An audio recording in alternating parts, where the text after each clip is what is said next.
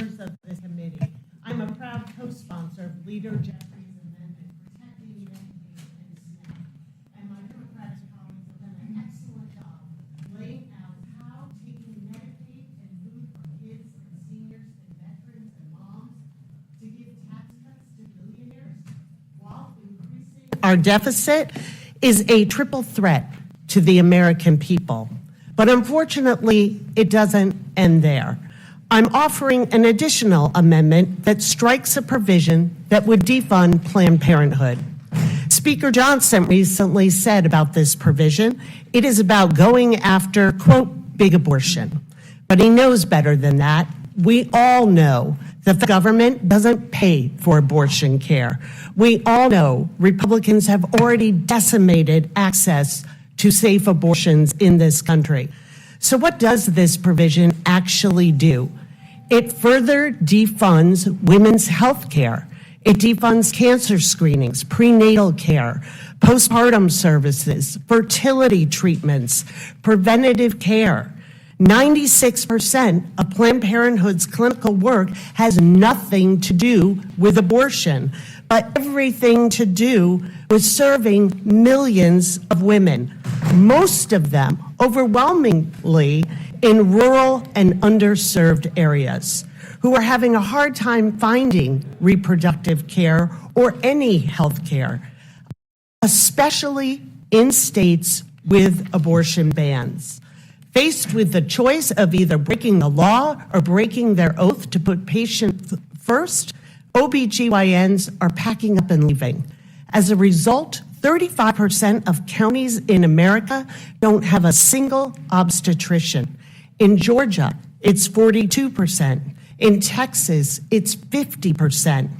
Clinics are shutting down while maternal mortality is on the rise. Infant mortality is up for the first time in decades. How does this bill respond to this Republican-manufactured crisis? It piles on. It makes it even harder for women to find health care. Without this amendment, it would shut down nearly 600 health centers run by Planned Parenthood, 64% of which serve women living in medical deserts. These are communities that don't have enough health care providers as it is. These are women who overwhelmingly live in rural areas. These are women that you represent. If Planned Parenthood is defunded, 7,500 South Carolinians will lose their doctor. All of them, 100%, live in a medical desert. 9,200 Georgians are on the edge of that same cliff, 75% in medical deserts. 22,000 Hoosiers, 82% medical deserts. 24,000 Virginians, 50%. 37,000 North Carolinians, 67%. 51,000 Minnesotans, 69%. And 118,000 Texans. Count on Planned Parenthood in a state where babies and pregnant women are dying at a historic rate.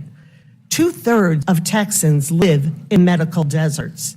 And 141,000 New Yorkers are about to see 47 clinics boarded up, 61% of them in the neediest areas in New York State. Millions of women are counting on the representatives to make the right decision. Women like Cheryl from North Carolina, who years ago was overdue for a pap smear, but she didn't have insurance and she kept putting it off. A friend mentioned Planned Parenthood would provide this free of charge. She booked an appointment, got checked, and it came back abnormal. They caught it early and the cancer was removed. Cheryl credits Planned Parenthood with saving her life. A lot of stories begin like Cheryl's.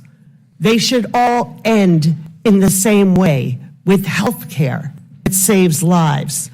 I hope this amendment gives you all pause. When the women in this country deserve health care. And I hope you will think about the moms struggling to get by and stay healthy for the sake of their children and their families. It is not too late. Do right by them. Make this amendment in order for floor consideration. Thank you, Madam Chair. Thank you.